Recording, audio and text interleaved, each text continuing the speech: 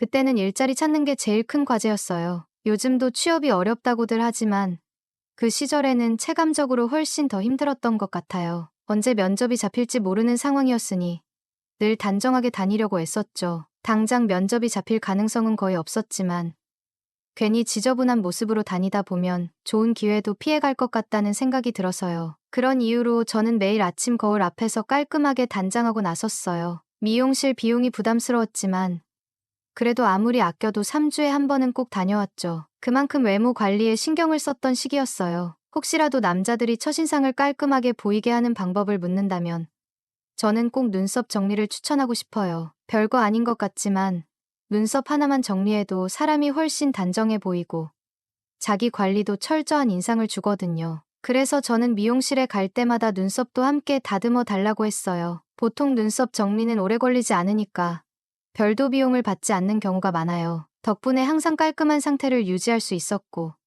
그래서인지 여자들의 시선도 은근히 자주 느껴지곤 했어요. 미용실을 정하는 데 있어서 특별한 기준이 있던 건 아니었어요. 가장 중요한 건 거리였죠. 어차피 동네 아파트 단지를 둘러보면 미용실이 최소 두세 개는 있으니까요. 특정한 곳을 단골로 정하기보다는 그때그때 집에서 가장 가까운 곳으로 갔어요. 동네 미용실 특성상 예약이 필요 없는 경우가 많고 집에서 걸어서 2, 3분 거리니까 만약 사람이 많아 머리를 바로 자를 수 없더라도 집에 갔다가 다시 오면 됐으니까요. 그런데 그날 이상하게도 평소처럼 갔던 미용실이 문을 닫았더라고요. 왜 그랬는지는 지금도 모르겠어요. 다음날 다시 가도 되긴 했지만 이미 밖에 나온 김에 볼 일을 제대로 보고 가자는 생각이 들었어요. 다행히 집에서 조금만 더 걸어가면 다른 미용실이 하나 있었으니까요. 그렇게 별 고민 없이 새로운 미용실로 향했고 그곳에서 그녀를 처음 만나게 됐어요. 처음 그녀를 봤을 때 저는 직감적으로 저보다 연상일 거라고 생각했어요. 키도 크고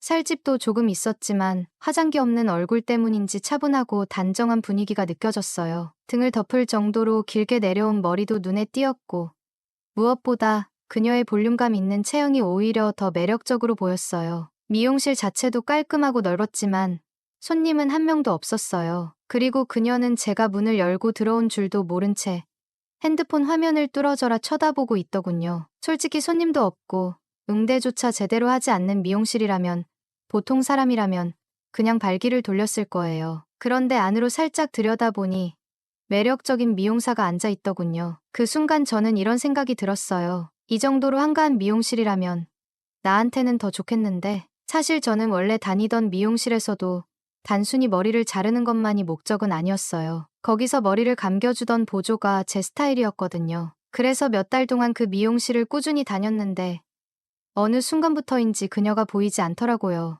아예 그만둔 건지 아니면 쉬는 날이 겹치는 건지 알 수 없었지만 결국 재미가 반감돼서 미용실을 옮길까 고민하던 차였죠. 그런데 마침 처음 가보니 미용실에서 딱 적당히 내 스타일인 여자가 다리를 꼬고 앉아 핸드폰만 뚫어져라 보고 있었어요. 손님이 많아서 바쁘지도 않고 한가해 보이는 분위기라 오히려 저한테는 더 괜찮겠다 싶었어요. 하지만 제가 문을 열고 들어갔는데도 그녀는 눈길 한번 주지 않더라고요. 어쩐지 자존심이 상하는 기분이 들어서 일부러 헛기침을 했어요. 그러자 그녀가 그제야 고개를 살짝 들고 퉁명스럽게 말했어요. 머리 자르러 왔어요? 착해 보이는 얼굴과는 달리 툭 내뱉는 말투가 차가웠어요. 보통이라면 이런 태도에 기분이 상할 수도 있었겠지만 이상하게도 그날 그녀의 무심한 태도가 저를 더 자극하더군요. 사람의 매력이란 게 참 묘해요. 왼손 약지에 반지를 끼고 있는 걸 보긴 했지만 그게 그날 저한테 중요한 문제는 아니었어요. 어차피 저는 머리 다듬기만 하는 거고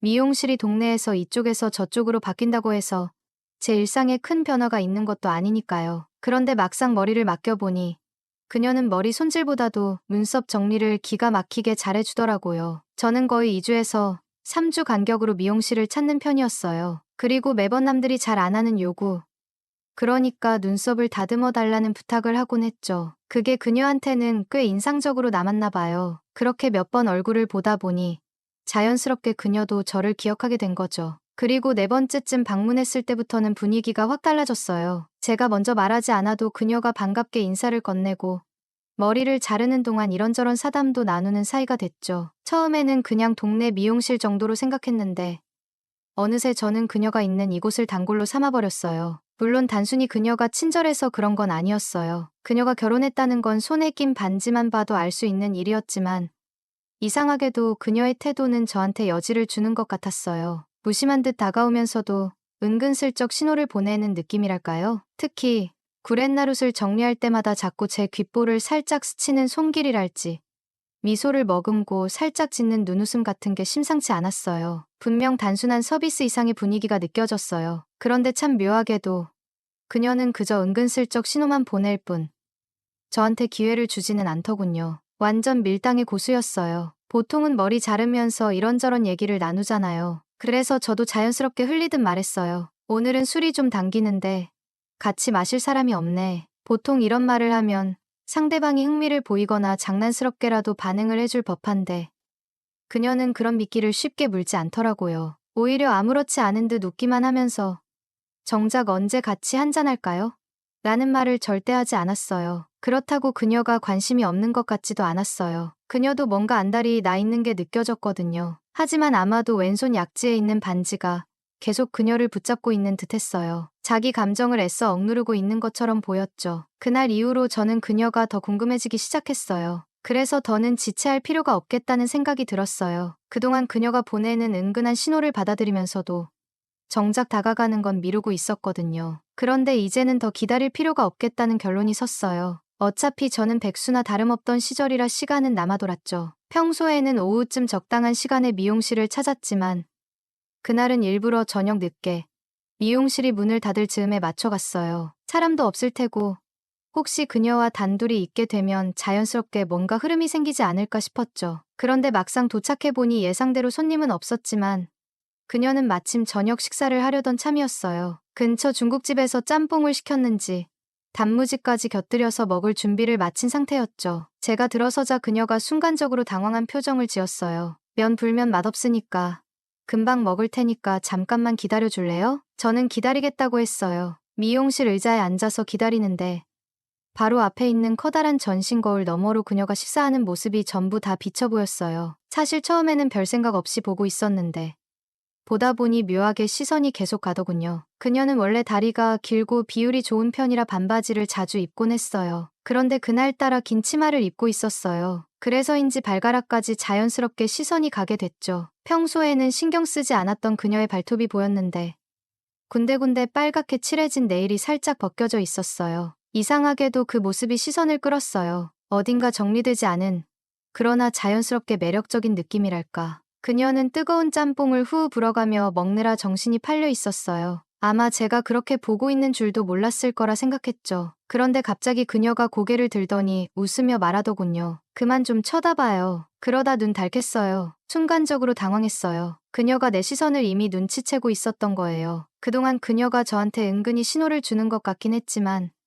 저는 일부러 무심한 척하면서 그녀가 먼저 행동에 나서길 기다리고 있었어요. 그런데 이제 더는 숨길 필요가 없겠다 싶었죠. 그래서 저는 살짝 능글맞은 말투로 받아쳤어요. 아니, 그렇게 후루룩 소리 내면서 땀 뻘뻘 흘리면서 먹고 있는데 그 모습에 정신 안 팔릴 남자가 어딨어요? 그런데 제 농담이 예상보다 효과가 컸나 봐요. 그녀가 갑자기 헛기침을 하더니 콜록콜록 기침을 하기 시작하더라고요. 거울을 통해 그녀를 살짝 봤는데 짬뽕 국물을 삼키다가 제대로 넘기지 못하고 그만 옷에 흘려버린 것 같았어요. 순간 미안한 마음이 들었어요. 제가 그 정도로 수위 높은 말을 한 건가 싶어서요. 사실 저는 그날 그녀가 문을 닫을 때쯤을 노려서 단도직입적으로 밖에서 만나자는 말을 하려고 했어요. 그런데 옷에 짬뽕 국물을 흘려버렸으니 오늘은 그냥 포기해야겠다는 생각이 들었죠. 그녀는 짜증이 난 듯한 표정으로 퉁명스럽게 말했어요. 빨리 머리부터 잘라줄게요. 그 말투를 보니 오늘은 분위기가 영 아니었어요. 그리고 그녀는 말없이 샴푸실로 걸어가더라고요. 샴푸실은 벽 하나를 사이에 두고 방처럼 분리된 공간이었어요. 그런데 그녀가 들어가더니 나오질 않는 거예요. 뭐 하고 있나 싶어서 슬쩍 가봤더니 그녀는 거기서 혼자 옷에 묻은 짬뽕 국물을 닦아내고 있더군요. 샴푸실 세면대에서 얼룩을 없애보려고 애쓰는 모습이었어요. 그런데 문제는 그녀가 저를 부른 것도 아닌데 제가 무심코 안으로 들어가 버렸다는 거죠. 그녀는 무방비한 상태였어요. 그리고 제가 들어서는 걸 본 순간 화들짝 놀라더니 거의 뒷걸음질을 칠 뻔했어요. 오늘따라 그녀가 유독 퉁명스럽게 굴긴 했지만 막상 그런 무방비한 모습을 마주하니 더는 내 마음을 숨길 이유가 없다는 생각이 들었어요. 무엇보다 이런 상황에서 가만히 넘어갈 남자가 과연 세상에 몇이나 있을까 싶었죠. 저는 조용히 그녀에게 다가갔어요. 그런데 예상과는 달리 그녀도 마치 기다렸다는 듯이 눈을 살며시 감더군요. 그 모습에 머릿속이 하얘졌어요. 더 이상 고민할 필요가 없었어요. 나는 그대로 그녀 곁에 찰싹 붙었어요. 서로의 숨결이 엉켜드는 순간 모든 감각이 둔해지고 주변 소음조차 들리지 않았어요. 그렇게 한참을 서로에게 집중하고 있는데 갑자기 그녀가 움찔하며 뭔가 생각난 듯 몸을 떼더니 작게 속삭였어요. 가게 문을 안 잠갔어요. 그녀는 황급히 밖으로 나가 가게 문을 잠그고 다시 돌아왔어요. 그녀가 급히 벗어놓은 젖은 옷에서 물이 뚝뚝 떨어지고 있었지만 그런 건 신경 쓸 틈도 없었어요. 바닥에 흐르는 물이든 닫힌 문 너머의 세상이든 그 순간 우리를 멈출 수 있는 건 아무것도 없었죠. 그러나 예상치 못한 순간 정적을 깨는 소리가 들려왔어요. 짤랑짤랑 가게 문에 걸린 작은 종이 흔들리는 소리였어요. 그게 마치 신호처럼 우리는 급히 몸을 떼야만 했어요. 서로의 거친 숨소리만이 공간을 메웠죠. 그녀는 허둥지둥 젖은 옷을 그대로 걸쳐 입고 문을 열었어요. 그런데 문 앞에 서 있던 사람을 보는 순간 그녀의 표정이 하얗게 질렸어요. 그녀의 남편이었어요. 저는 본능적으로 샴푸실 구석으로 몸을 숨겼어요. 최대한 숨소리도 죽이고 인기척조차 내지 않으려 했죠. 심장이 미친 듯이 뛰었어요. 그녀는 최대한 아무렇지 않은 척하며 대충 둘러댔어요. 그리고는 서둘러 가게 문을 잠그고 남편과 함께 퇴근해버렸어요. 그렇게 저는 미용실에 갇혀버린 거죠. 그 순간 밖으로 나갈 방법을 고민할 수도 있었겠지만 차라리 가만히 있는 게 나을 것 같았어요. 어차피 이 상황에서 누군가 들이닥치면 변명할 방법도 없었으니까요. 다행히도 다음 날 아침 일찍 그녀가 다시 가게 문을 열러 나왔어요. 문이 열리자마자 우리는 서로 안도의 한숨을 내쉬었어요. 정말 큰일 날 뻔했다고, 다음에는 조심히 해야겠다고 했죠. 그리고는 그녀의 눈빛이 조금 장난스러워졌어요. 그리고는 슬며시 웃으며 장난스럽게 한마디 던졌어요. 근데 우리 어제 하던 거 마저 해야죠. 한참 촉촉히 젖어가던 참이었는데 그녀의 입술이 저에게 다가왔고 어제 그녀와 뜨거웠던 상황이 다시 시작됐죠. 그녀는 저를 의자에 눕히고는 위로 올라왔어요. 허리를 돌려가며 움직여주는데 몸이 녹아내리는 기분이었습니다. 위아래로 움직여주던 그녀는 소중이가 빠질 듯 말 듯하게 넣고 빼주는데 찌릿한 느낌에 금방이라도 폭발할 것 같았죠. 제가 참을 수 없는 탄성을 연거푸 쏟아내니깐 그녀는 아직 하면 안 된다고 자기는 이제 슬슬 올라오고 있다며 조금만 참으라더군요. 그러면서 자기는 뒤에서 격렬하게 해주는 걸 좋아한다며 그렇게 해달라고 하는 겁니다. 백수가 쓸 곳도 없는 체력을 어디에다 쓸까요?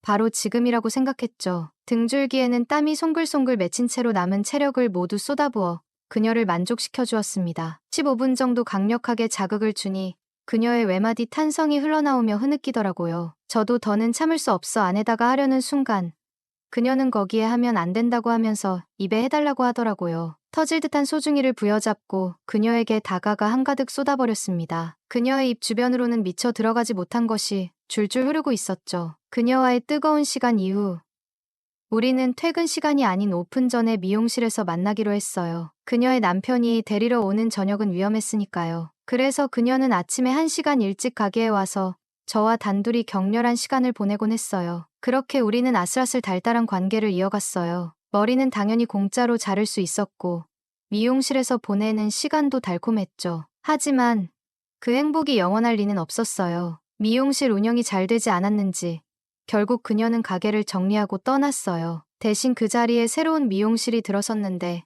문제는 그곳을 운영하는 사람이 저희 어머니 뻘 되는 분이었다는 거죠. 자연스럽게 저는 예전 미용실로 돌아갈 수밖에 없었어요. 그때 정말 걸렸으면 큰일 날 뻔했는데 지나고 나서 생각해보면 웃음이 나요. 남의 가게에서 하룻밤을 갇혀 지내야 했던 그 기억은 평생 잊을 수 없을 것 같습니다.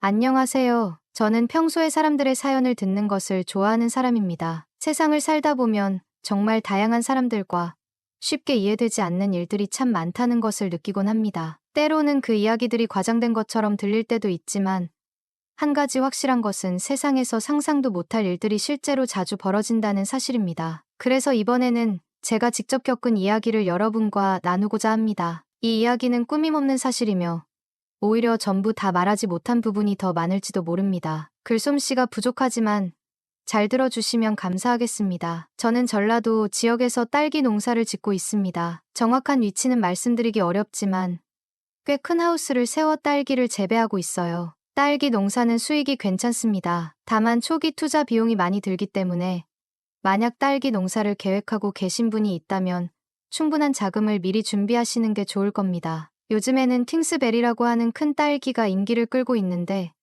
이 딸기를 재배하면 큰 수익을 기대할 수 있습니다. 기회가 된다면 한번 도전해보시길 추천드립니다. 이 이야기는 제가 딸기 농사를 시작하고 어느 정도 익숙해진 어느 날 일어난 일입니다. 딸기 수확철이 되면 하루 15시간씩 일해도 시간이 부족할 정도로 바쁩니다. 수확을 제때 못하면 신선도가 떨어져 가격이 확연히 낮아지기 때문에 빠르게 수확해서 경매에 내놓아야 합니다. 경매에서는 신선도를 가장 중요하게 따지니까요. 그날도 쉴 새 없이 딸기를 수확하고 있었는데 갑자기 농장 안으로 한 아줌마가 불쑥 들어오는 겁니다. 평범한 시골 아줌마 같지는 않고 도시에 사는 사람처럼 꾸민 모습이었습니다. 선글라스를 쓰고 있었고 어딘가 부자연스럽게 주위를 두리번거리며 다가왔습니다. 그 아줌마가 저에게 딸기 조금만 살 수 있냐고 물었습니다. 어느 정도 살 거냐고 묻자 1,000원밖에 없는데 1,000원어치만 살 수 있냐고 하더군요. 순간 너무 황당해서 세상에 1,000원어치 딸기를 사려고 농장까지 오는 사람이 어디 있습니까? 라고 말했습니다. 바빠 죽겠는데 장난하냐며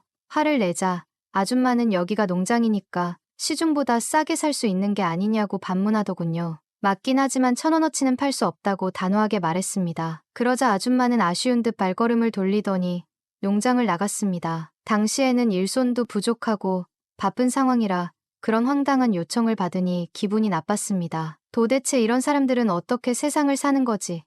하고 속으로 생각하며 다시 딸기 따는 일을 시작했습니다. 그러다 잠시 후 택배가 도착했다는 문자를 받고 밖으로 나갔는데 그 아줌마가 아직도 농장 밖에서 쭈그리고 앉아 있었습니다. 마치 모든 걸 포기한 사람처럼 그늘에 앉아 있었습니다. 그래서 아직 안 가셨어요?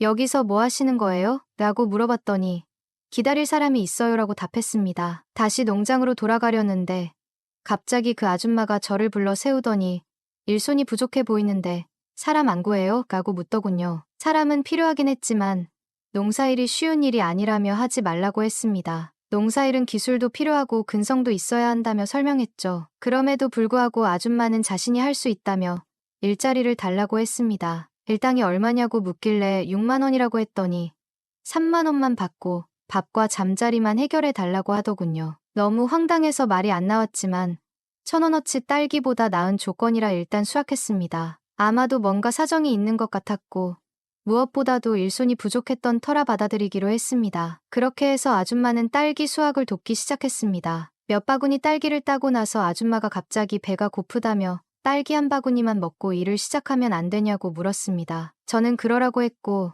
아줌마는 정말 맛있게 딸기를 먹었습니다. 옆에서 그 모습을 보니 저도 같이 딸기를 먹고 싶어져서 함께 한 바구니를 금세 다 먹어치웠습니다. 그렇게 딸기를 먹고 나니 아줌마는 이제 일할 힘이 난다며 다시 수학에 열중했습니다. 점심시간이 되어서 저는 아줌마에게 점심을 차려주었습니다. 아줌마는 정말 며칠 동안 굶은 사람처럼 개걸스럽게 밥을 먹었습니다. 그 모습을 보고 저는 문득 아줌마에게 여러 질문이 떠올랐습니다. 그래서 댁이 어디세요?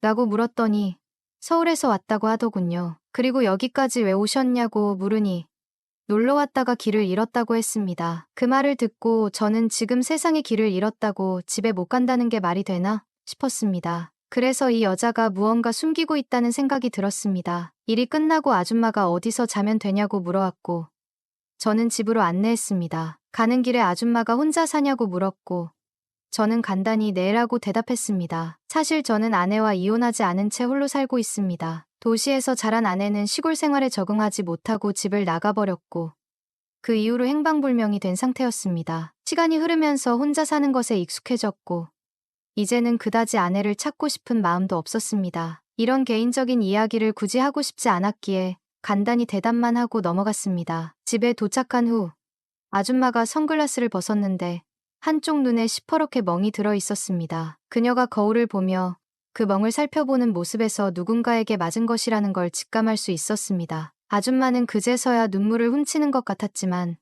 저는 그저 그 모습을 지켜보며 더 이상 묻지 않기로 했습니다. 저녁 시간, 저는 혼자 딸기주를 마시고 있었는데 아줌마가 술이라면 아주 진절머리가 난다고 하더군요. 그래서 왜 그러냐고 물었더니 남편이 술만 마시면 사람이 변해서 폭력을 휘두른다고 말했습니다. 그 말을 듣고 저는 아줌마 얼굴에 멍이 남편에게 맞아서 생긴 것임을 확신하게 되었습니다. 마음이 안타까웠지만 저는 아줌마가 더 이상 상처받지 않도록 지켜주고 싶은 마음이 커져만 갔습니다. 그런데 아줌마는 딸기주를 보더니 제 허락도 없이 한 잔을 따라서 벌컥벌컥 마시기 시작했습니다. 얼마 전까지만 해도 술에 진절머리가 난다고 했던 사람이 이제는 아무렇지 않게 술을 마시는 모습에 순간 당황했습니다. 그러나 저도 모르게 점점 그녀에게 마음이 끌리기 시작했습니다. 며칠이 지나고 우리는 서로의 일상 속에서 조금씩 더 가까워졌습니다. 그리고 어느 날 그녀가 떠나겠다는 말을 했을 때 저는 아쉬운 마음에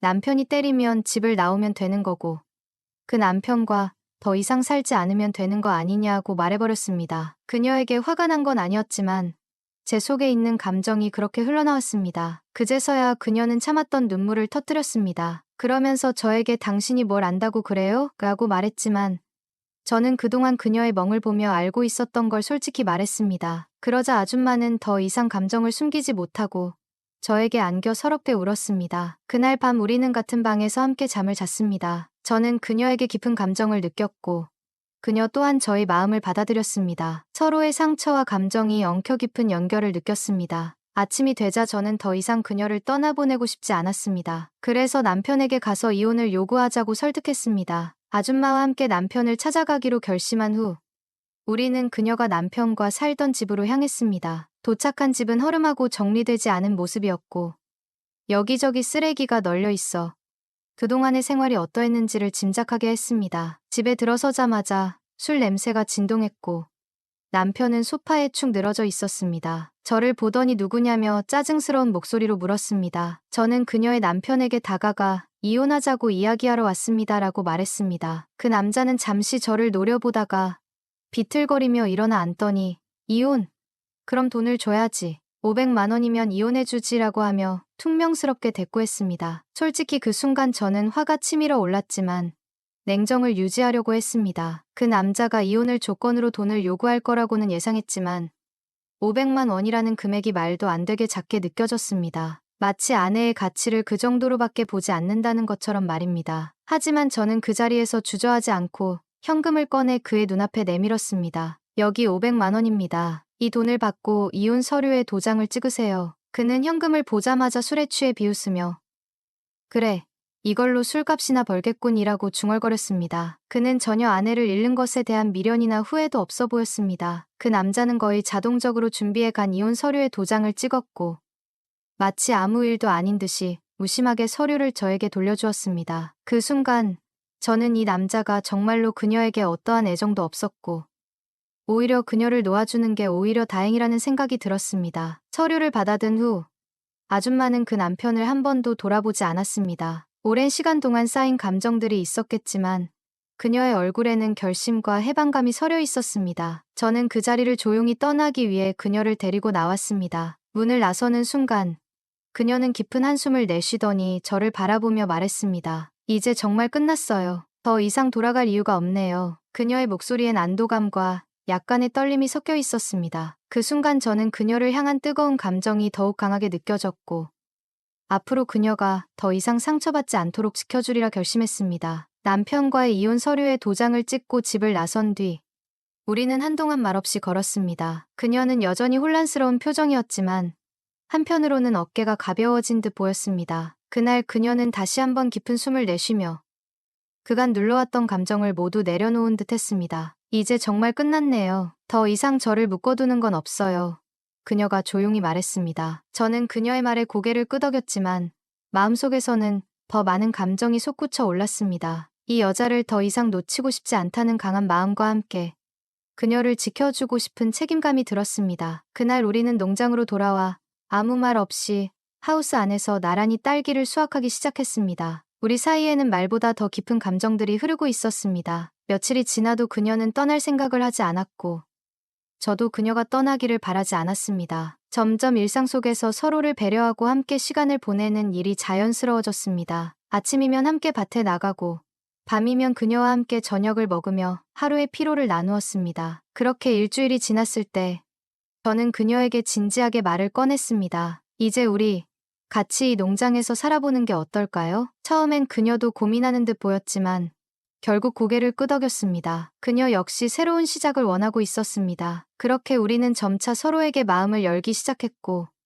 그날 이후로 우리는 함께 농장을 운영하기로 결심했습니다. 더 이상 그녀는 도시로 돌아가겠다는 말도 남편과의 과거를 끄집어내지 않았습니다. 그녀의 마음속에서도 모든 것이 정리된 듯 보였습니다. 시간이 지나면서 우리는 농장을 더 확장했습니다. 딸기 외에도 여러 작물을 재배하며 하우스를 점차 넓혀갔습니다. 함께 농사를 짓는 동안 우리는 더 깊은 신뢰와 애정을 쌓아갔고 이제는 서로의 존재가 삶의 중심이 되었습니다. 그렇게 2년이 흐른 지금 그녀는 더 이상 과거의 상처를 끌어안고 사는 사람이 아닙니다. 우리는 함께 미래를 꿈꾸며 매일 아침 햇살 속에서 새로운 수확을 기대하며 살아가고 있습니다. 비록 과거의 집을 나간 전 아내의 소식은 아직도 알 수 없지만 그 이야기는 이제 저에게 아무런 의미가 없습니다. 지금 내 옆에 있는 사람은 이 농장에 찾아와 나의 손을 잡아준 이 여자입니다. 그녀는 나의 동반자이자 앞으로도 함께 걸어갈 인생의 반려자가 되었습니다. 우리는 딸기처럼 탐스럽고 풍성한 삶을 꿈꾸며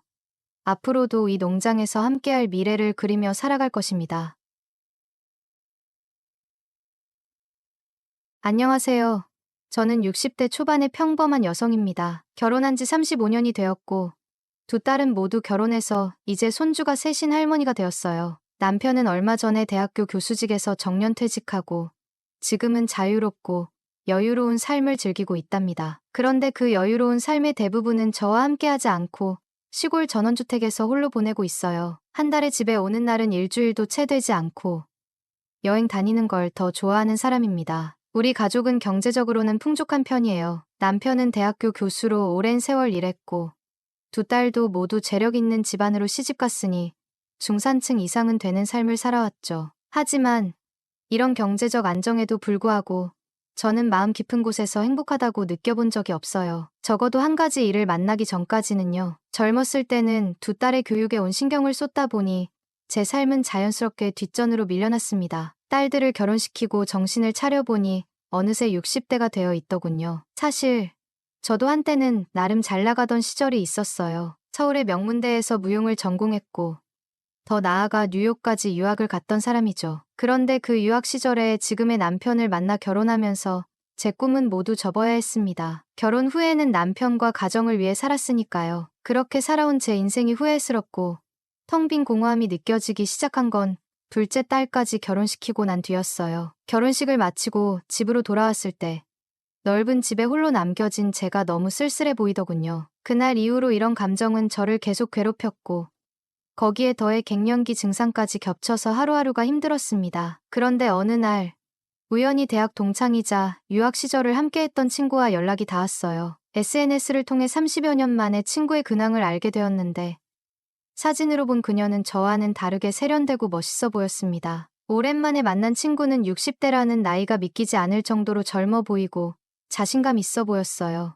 우리는 함께 식사를 하며 술잔을 기울이며 오랜 이야기를 나눴죠. 그 친구는 젊은 시절 제가 결혼하면서 교수 부인으로 자리 잡은 것을 부러워했다고 하더군요. 하지만 정작 본인은 결혼을 하지 않았고 현재는 한국 정서로는 다소 이해하기 어려운 방식으로 살아가고 있었어요. 법적인 결혼은 하지 않았지만 마치 부부 같은 관계로 남자친구와 오랜 시간을 함께하고 있었죠. 그녀는 자신의 선택을 후회하지 않는다고 했습니다. 친구는 과거에 백인 남성과 짧은 연애를 했고 그 이후로는 6개월마다 새로운 남자를 만나왔다는 이야기를 털어놨습니다. 동양인, 흑인, 백인 등 다양한 남자를 만났는데 누구에게나 장점과 단점이 있더라는 거예요. 동양인은 생활 방식이 비슷해 잘 맞았지만 성적으로는 만족스럽지 않았고 흑인과 백인은 성적으로는 흡족했지만 생활 패턴과 성격 차이로 충돌이 많았다고 하더군요. 그녀는 그렇게 특정한 사람 한 명을 선택하지 않고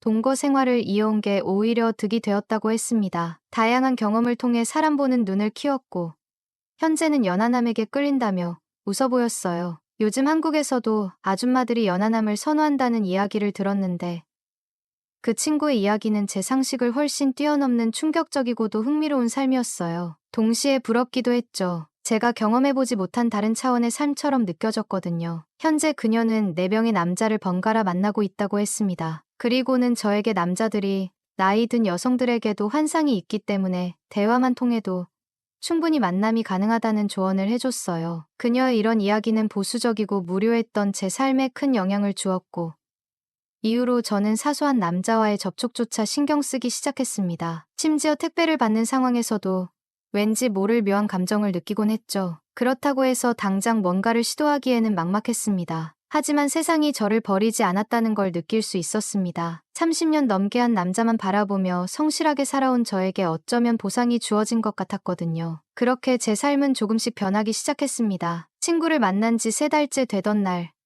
저에게는 뜻하지 않게 특별한 일이 생겼습니다. 남편이 재테크로 상가 건물을 매입하려고 준비 중이었는데 해외 출장이 잦다 보니 계약부터 관리까지 제가 도맡게 되었어요. 건물은 5층짜리였고 주로 카페와 학원이 입주해 있었습니다. 가장 위층은 독서실이었는데 계약 이후에는 건물에 자주 들러 입주자들과 이야기를 나누며 대략적인 상황을 파악했어요. 대부분의 카페나 학원은 그럭저럭 잘 운영되고 있었지만 문제는 독서실이었습니다. 독서실 주인은 임대료가 너무 부담된다고 불평했고 이용객은 갈수록 줄어 하루 평균 5명 정도밖에 오지 않았어요. 저는 독서실 주인이 빨리 나가길 바랐습니다. 그러던 중 주인이 갑자기 일이 생겨 며칠 동안 데스크를 봐달라고 부탁해왔습니다. 낮 시간에는 알바생이 있었고 제가 맡은 시간은 저녁 7시부터 새벽 1시까지였어요. 하는 일은 단순히 방문하는 사람들을 체크하는 것이었습니다. 그 일을 맡으면서 독서실이 왜 장사가 안 되는지 조금씩 알 수 있었죠. 그러다 눈에 띄는 한 사람이 있었습니다. 매일같이 같은 회색 추리닝을 입고 모자를 푹 눌러쓴 젊은 남자였어요. 몇 번 마주치며 간단히 인사를 나눴는데 살짝 보이는 얼굴이 참 잘생겼다는 생각이 들었습니다. 데스크 일을 시작한 지 3일째 되던 날, 밤 11시가 넘어가니 졸음이 몰려왔습니다. 그 시간대에는 더 이상 이용객이 없을 것 같아 안심하고 잠깐 졸았어요. 그런데 한참 자다 깨어보니 시계가 이미 새벽 2시 가까이 되어 있었습니다. 당황스러운 마음에 부랴부랴 자리를 정리하고 불을 끄고 문단속을 시작했죠. 그러다 공부방을 확인하려고 들어갔는데 모두가 떠난 줄 알았던 그곳에서 매일 보이던 그 젊은 총각이 엎드려 자고 있는 걸 발견했어요. 피곤에 지친 얼굴이 안쓰럽게 느껴졌습니다. 남은 공간을 한 번 더 둘러보고 돌아서려던 순간 조용한 독서실 안에 울려 퍼진 큰 소리가 제 걸음을 멈추게 했습니다. 바로 총각의 배에서 난 꼬르륵 소리였어요. 너무 배고파서 그런 것 같아 마음이 짠해졌습니다. 저는 그에게 밥이라도 먹고 가자고 했지만 그는 부끄러운 듯 한사코 거절했어요. 그러나 그의 배는 여전히 울려대며 주인을 배신하듯 배고픔을 알리고 있었죠. 결국 얼굴이 빨개진 그는 조용히 제 뒤를 따라왔습니다. 우리는 독서실 옆에 있는 작은 국밥집으로 갔습니다. 순대국밥 한 그릇과 소주 한 잔을 사이에 두고 이런저런 이야기를 나누게 되었죠. 그 총각은 올해 26살이고 고시를 준비 중이라고 했습니다. 집안 사정이 좋지 않아 반지하 방에서 생활 중인데 공간이 너무 좁고 공부방이 따로 없어서 독서실을 다니고 있다고 했어요. 끼니조차 제대로 챙겨 먹지 못하는 것 같아 마음이 안타까웠습니다. 그는 집안의 장남으로 어려운 형편 탓에 또래보다 일찍 철이 들어 어른스러운 면이 있었습니다. 애늙은이 같다는 느낌이 들기도 했어요. 술 한잔 하면서 이야기를 나누니 의외로 대화도 잘 통했고 그의 진솔한 모습이 매력적으로 느껴졌습니다. 그날 밤 독서실에서의 작은 우연은 저에게 묘한 감정을 남겼습니다. 젊은 남자와 이렇게 속 깊은 대화를 나눈 게 얼마나 오랜만이었는지 모릅니다. 그날 이후로 저는 그 총각을 생각하는 시간이 점점 많아졌고 반찬거리를 사다가 건네주는 일이 일상이 되어버렸습니다. 처음에는 단순히 안쓰럽다는 연민에서 시작된 행동이었지만 시간이 지나면서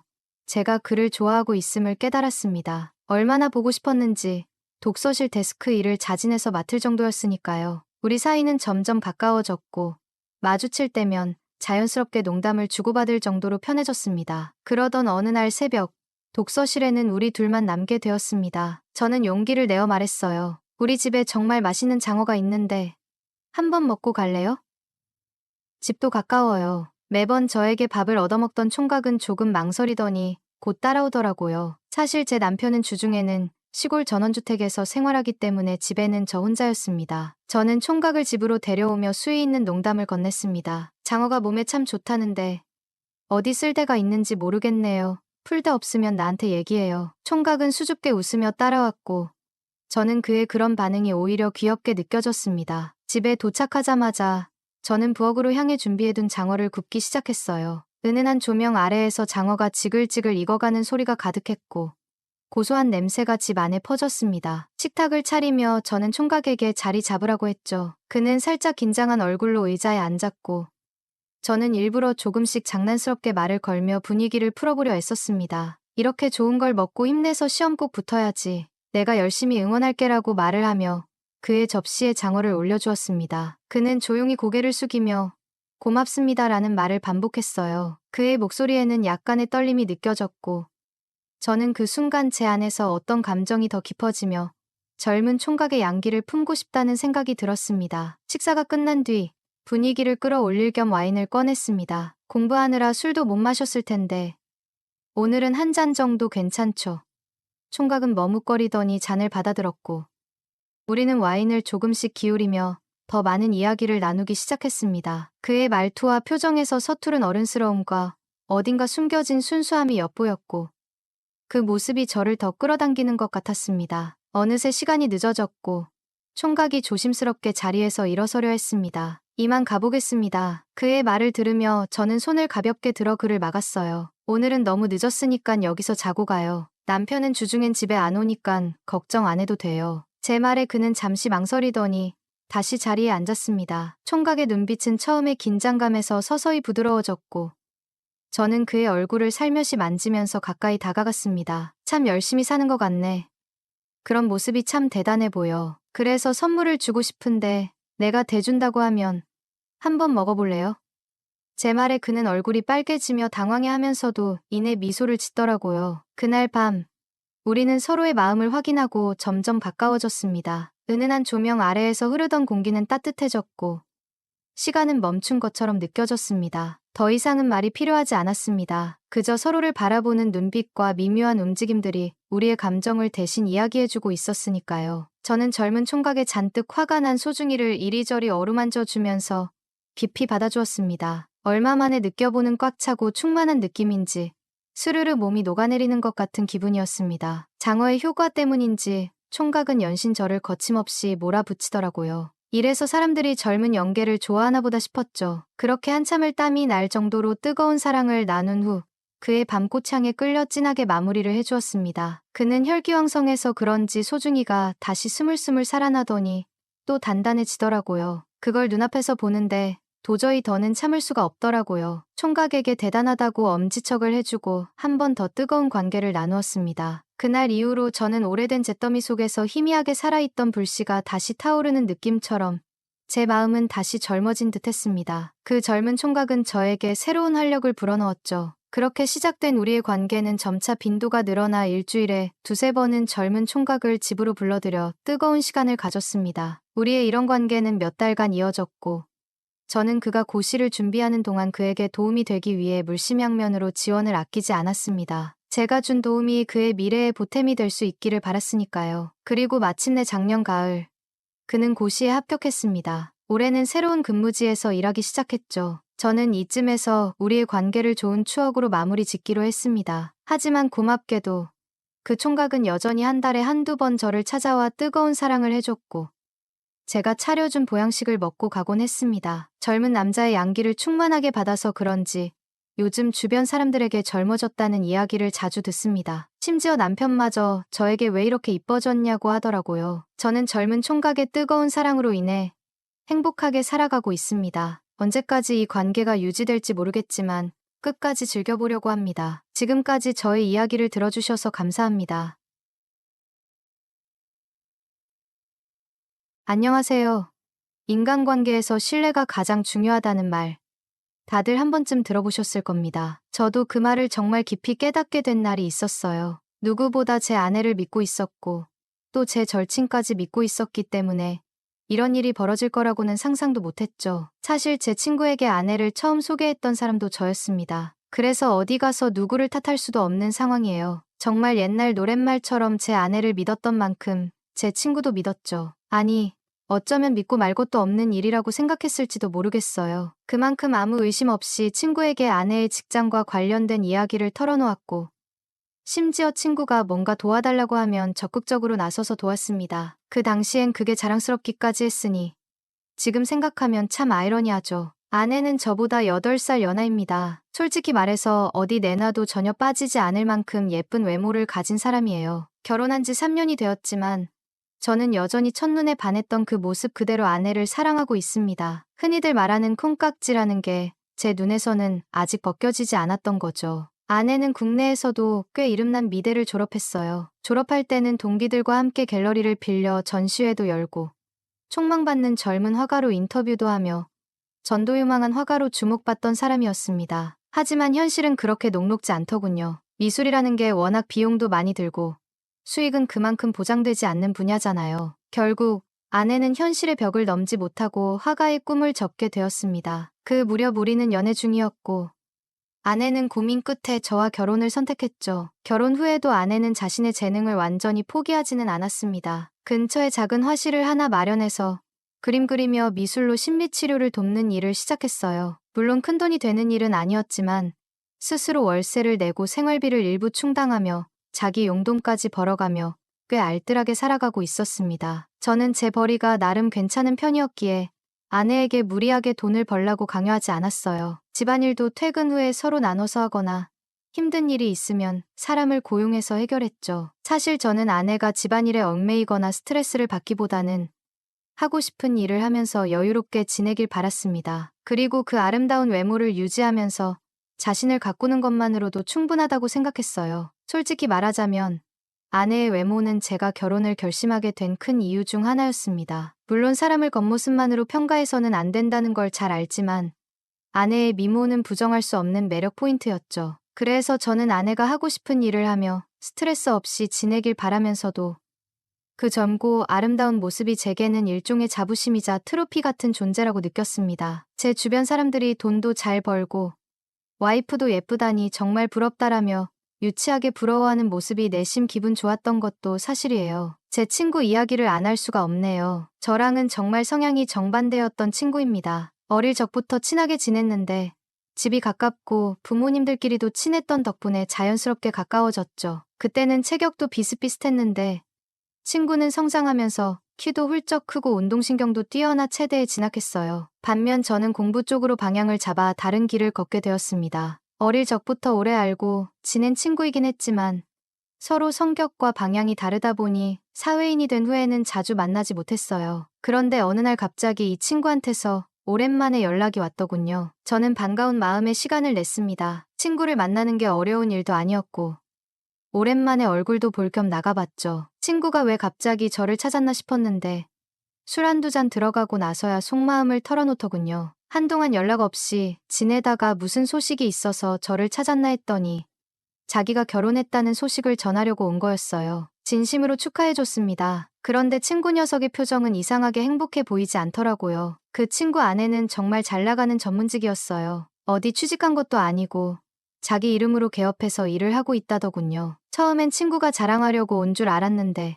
그게 아니었어요. 오히려 무거운 이야기를 하려고 찾아온 느낌이었습니다. 사실 이 친구는 얼굴도 잘생기고 체격도 좋아서 동네에서 유명했어요. 인기도 많아서 여자친구를 사귀면 항상 연예인 빼앗치는 미모의 사람들만 만났던 친구였죠. 저는 이 친구와 거의 붙어 다녔었기 때문에 자연스럽게 그런 여자친구들을 보며 부러워했던 적도 많았습니다. 그 친구가 여자친구가 예쁜 것에 대해 자랑이라도 하면 저는 은근히 자격지심도 느끼곤 했어요. 그래서 그런가 제가 성공하고 나서 배우자를 선택할 때도 외모를 중시했던 것 같아요. 솔직히 말하면 외모만 보고 결정했다고 해도 과언이 아닙니다. 그래서 친구에게 와이프 사진 좀 보여달라고 했을 때 조금 의외였어요. 친구 와이프는 생각보다 평범하고 흔한 외모였거든요. 물론 그녀가 전문직에 개업까지 한 능력 있는 사람이라는 점에서 그녀의 가치를 인정하지 않을 수 없었지만요. 만약 얼굴까지 연예인급이었다면 솔직히 저도 부러워서 속이 쓰렸을 겁니다. 어쩌다 보니 친구 신혼집이 저희 집 근처에 자리 잡게 됐어요. 그래서 다시 가까워질 기회가 생겼죠. 부부 동반으로 만날 일도 잦아졌고요. 솔직히 제가 이 친구에 비해 부족한 건 체력과 외모 정도밖에 없다고 생각했어요. 그리고 과거에 이 친구의 여자친구들과 제 여자친구들을 비교하며 느꼈던 열등감도 여전히 남아 있었던 것 같습니다. 하지만 친구도 결혼을 하게 되었고 아무리 그의 아내가 돈을 잘 번다지만 제가 나쁘지 않게 벌고 있는 상황에서는 제 아내가 더 어리고 예쁘다는 생각이 저를 자신감 있게 만들더군요. 그래서 부부 동반 모임을 할 때는 일부러 사람들이 많은 곳을 선호했어요. 그게 더 제게 유리하다고 느껴졌거든요. 주변에서 다들 제 아내와 친구 아내를 비교하며 속으로 무슨 생각을 할지 저도 가끔은 짐작할 수 있었습니다. 솔직히 말하면 저 자신도 친구에게 느끼는 열등감을 달래기 위해 부부 동반 모임을 즐기는 것처럼 행동했던 게 아닐까 싶었어요. 제 아내가 더 어리고 예쁘다는 사실이 마치 보상처럼 느껴졌으니까요. 하지만 그런 감정들을 떠나 친구와 함께 시간을 보내는 건 정말 즐거웠습니다. 그동안 제 인간관계는 대부분 일이 얽혀있는 사람들로만 이루어져 있었는데 이 친구와는 그런 부담 없이 지낼 수 있었죠. 이미 오래전부터 서로를 속속들이 알고 있었고 만나서도 일과 관련된 얘기는 전혀 하지 않아도 되었으니 오히려 마음이 편했습니다. 괜히 새로운 사람들과 친해지는 것보다는 어릴 때부터 알고 지낸 친구와 함께 지내는 게 훨씬 낫다는 생각이 들더군요. 부부 동반 모임을 하다 보니 한 가지 느낀 점은 제가 친구와 얼마나 잘 지내느냐보다 두 와이프끼리 얼마나 잘 지내느냐가 더 중요한 관건이라는 점이었어요. 흔히 여자의 적은 여자라고들 하잖아요.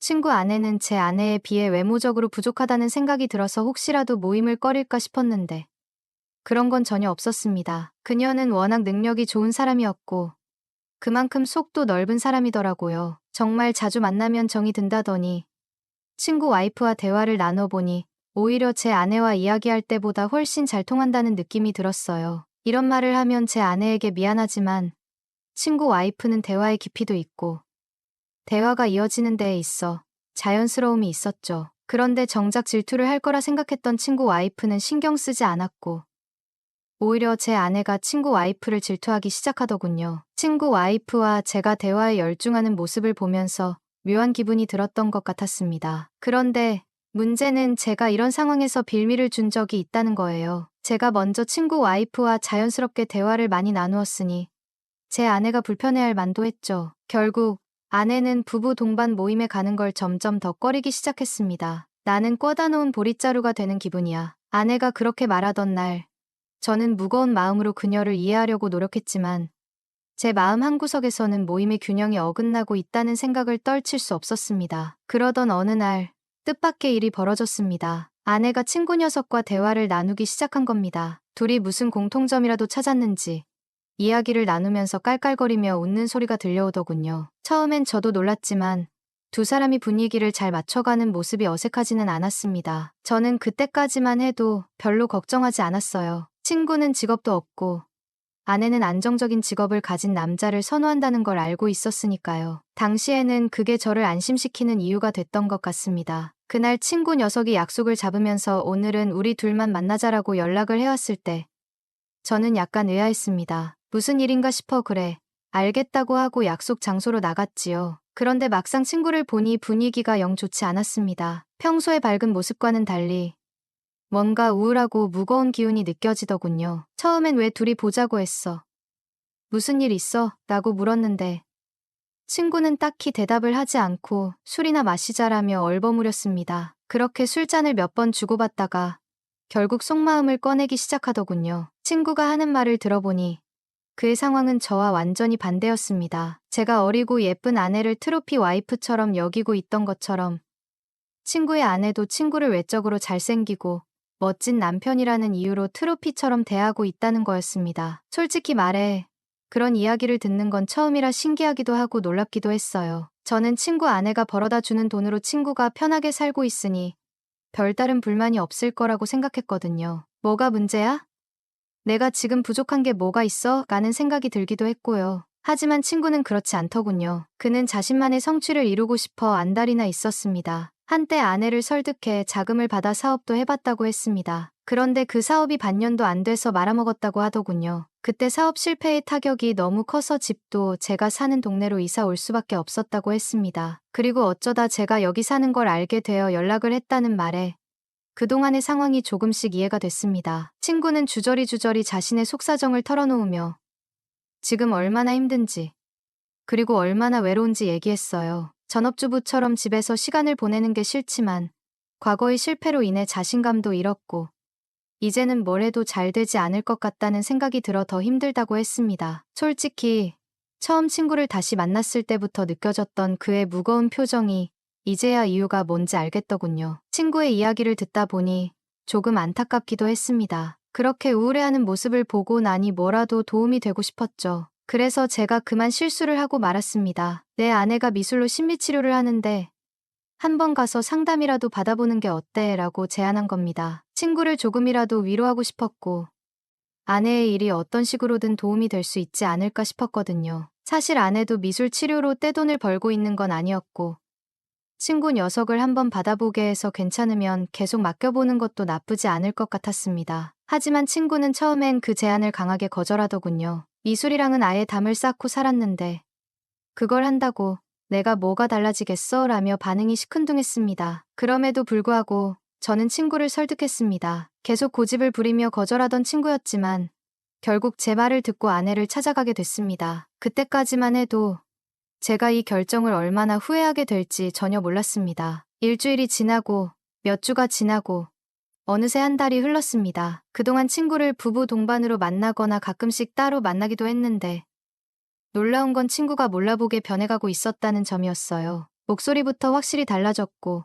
자신감도 생겼는지 예전처럼 주눅 들지 않고 말을 크게 하는 모습이 보였습니다. 처음엔 의아했지만 곧 가시적인 변화를 보며 제 아내가 단순히 외모만 예쁜 사람이 아니라 능력도 있다는 사실을 새삼 깨달았습니다. 친구가 자신감을 되찾으니 부부 동반 모임도 점점 더 활기를 띠기 시작했어요. 예전엔 친구가 소극적으로 대화에 끼지 못하는 경우도 있었는데 이제는 적극적으로 나서고 분위기를 주도하더군요. 덕분에 모임도 한층 즐거워졌습니다. 그런데 저는 그때까지도 그저 시간만 흘려보내며 아무것도 모르고 있었던 거죠. 결혼 기념일이 다가오면서 아내에게 깜짝 선물을 준비하고 싶어졌습니다. 평소에는 특별히 로맨틱한 남편은 아니었지만 그날만큼은 아내를 위해 뭔가 의미 있는 순간을 만들고 싶었습니다. 꽃다발을 준비해 손에 들고 회사에서도 일찍 나와 아내가 있는 화방으로 향했어요. 아내 몰래 준비한 깜짝 방문이라 기대감에 마음이 조금 설레기도 했습니다. 하지만 화방에 도착해 문을 열었을 때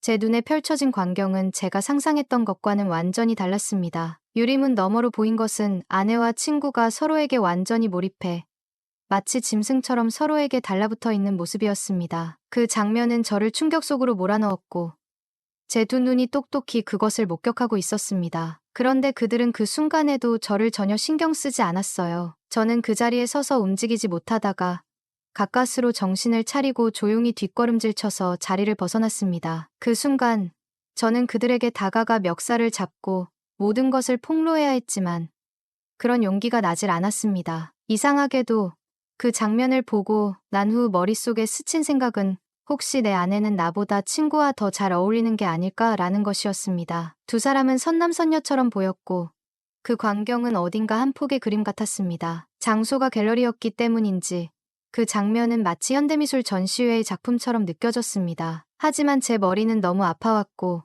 가슴 속에서는 복잡한 감정들이 소용돌이쳤습니다. 저는 아무 일도 없었던 것처럼 퇴근 시간에 맞춰 집으로 돌아갔습니다. 집에 도착하니 아내는 이미 머리를 단정히 빗고 평소처럼 가정주부의 모습을 하고 있었어요. 그녀는 그날이 결혼 기념일이라는 사실조차 잊은 듯 친구와의 시간을 얼마나 즐겼는지 알 수 없는 무심한 태도를 보였습니다. 그날 밤 저는 아무 말도 하지 못한 채 잠자리에 들었습니다. 머릿속에서는 그 장면이 계속 떠올랐지만 아무 일도 없었다는 듯이 일상을 이어가는 게 참 아이러니했습니다. 두 사람의 결정적인 증거를 잡는 건 솔직히 너무나 쉬운 일이었습니다. 매일 갤러리에 출근하는 아내와 자기 아내가 출근한 뒤 집에서 빈둥거리던 친구가 언제 무슨 짓을 할지는 뻔히 보였으니까요. 잠복하거나 몰래 엿볼 필요도 없이 두 사람이 서로를 찾는 시간과 장소는 너무나 분명했어요. 하지만 그렇게 단순하게 끝내고 싶지는 않았습니다. 친구와 아내에게 동시에 배신당한 상황에서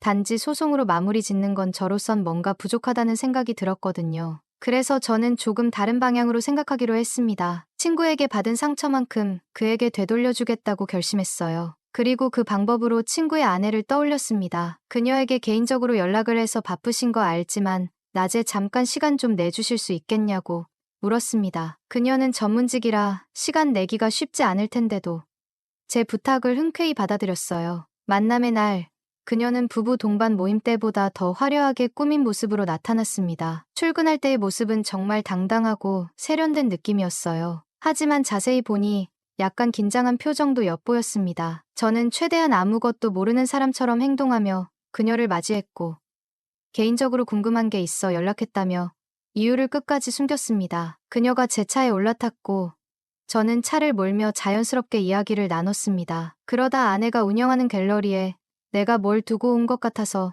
잠깐 들러야겠다고 말했죠. 그러자 그녀는 약간 당황한 표정으로 굳이 저랑 있는 걸 당신 아내한테 보여줄 필요가 있겠냐며 그냥 나중에 아내와 볼 일을 보라고 했습니다. 하지만 저는 잠깐이면 된다고 말하며 목적지로 차를 몰았습니다. 그리고 드디어 아내의 갤러리가 있는 주차장에 도착했을 때 친구 녀석의 차가 떡하니 주차돼 있는 게 보였습니다. 친구 아내의 눈빛이 순간 흔들리는 걸 느꼈어요. 저는 아무 말 없이 그녀를 데리고 갤러리 입구로 향했습니다. 그리고 예상대로 통유리 너머로 또다시 두 사람이 서로에게 몰두해 뜨거운 시간을 보내고 있는 모습이 보였습니다. 그 순간 그녀의 눈빛이 흔들리며 감정을 억누르는 듯 보였지만 저는 침묵을 지켰습니다. 제 계획대로 그녀에게 모든 걸 보여준 셈이었지만 그 상황 속에서 묘한 복잡한 감정이 제 안에 휘몰아쳤습니다. 두 사람이 여전히 제게는 큰 배신감을 안기고 있었고 그 장면이 현실이라는 사실이 다시금 저를 무너뜨리고 있었습니다. 친구의 아내가 그 장면을 목격하는 순간 저는 이 모든 계획이 완벽히 마무리될 거라 생각했어요. 하지만 예상치 못한 일이 벌어졌습니다. 친구의 아내는 그 광경을 똑똑히 보면서도 제 손을 잡아 끌더니 저게 뭐가 그렇게 중요해요?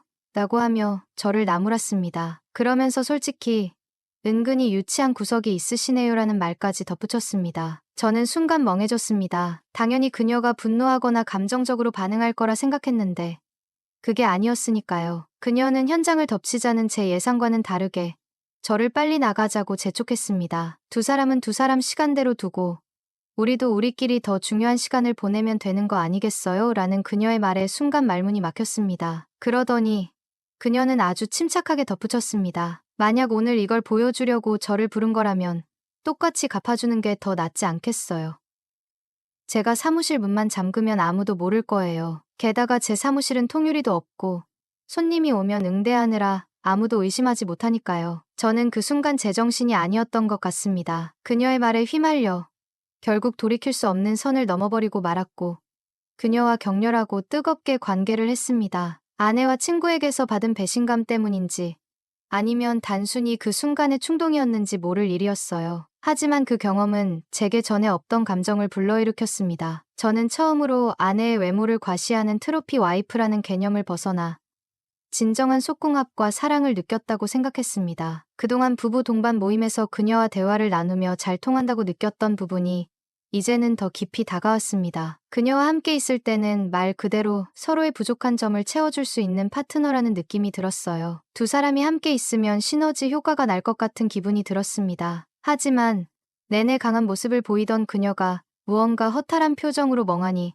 어디를 응시하는 모습이 인상 깊었습니다. 그녀의 존재가 단순히 충동적인 감정일 뿐이라는 생각이 들기도 했지만 만약 지금 제 마음을 그녀에게 전하지 않는다면 그녀 또한 이 상황에 흔들리지 않을까 하는 생각이 들었습니다. 그래서 저는 솔직하게 물었습니다. 어차피 이렇게 된 거 두 사람은 그들끼리 붙어먹게 두고 우리 둘이 새로운 시작을 해보는 건 어떨까요?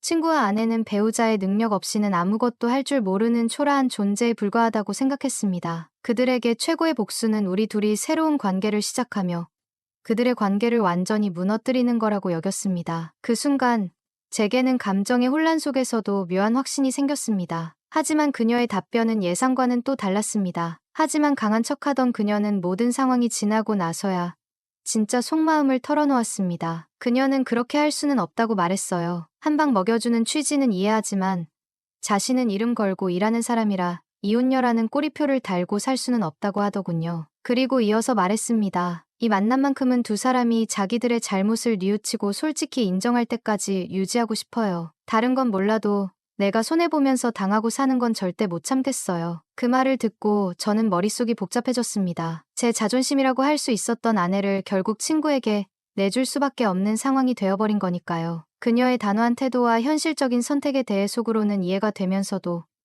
어딘가 허무함이 밀려왔습니다. 결국 고양이한테 생선을 맡긴 꼴이 되고 말았죠. 하지만 이상하게도 아쉬움은 남지 않았습니다. 이 모든 상황이 어긋난 만남으로 끝나버리긴 했지만 저는 이 과정에서 인생의 중요한 교훈을 얻었다고 느꼈습니다. 저는 친구와 아내로 인해 큰 상처를 받았지만 역설적으로 그들 덕분에 새로운 시선으로 제 삶을 바라볼 수 있게 된 것 같았어요. 그리고 흥미롭게도 친구와 아내는 여전히 만남을 이어가려는 듯했습니다. 그들 나름대로는 제가 아무것도 모르고 있다고 생각하고 있는 걸까요? 그 모습이 참 우스워 보이면서도 어딘가 씁쓸한 기분도 들더군요. 언제가 될지는 모르겠지만 조만간 그들의 관계가 결국 폭로될 날이 오지 않을까 싶습니다. 하지만 저는 더 이상 그들에게 신경 쓰지 않기로 했습니다. 친구와 아내 덕분에 새롭게 만난 인연과 그 관계를 놓치지 않기 위해 앞으로 노력할 생각이에요. 그렇게 새로운 시작을 준비하며 살아가려 합니다. 지금까지 저의 이야기를 들어주셔서 감사합니다. 이렇게 긴 이야기를 나누면서도 제 마음속에 쌓였던 감정들을 조금이나마 내려놓을 수 있었습니다.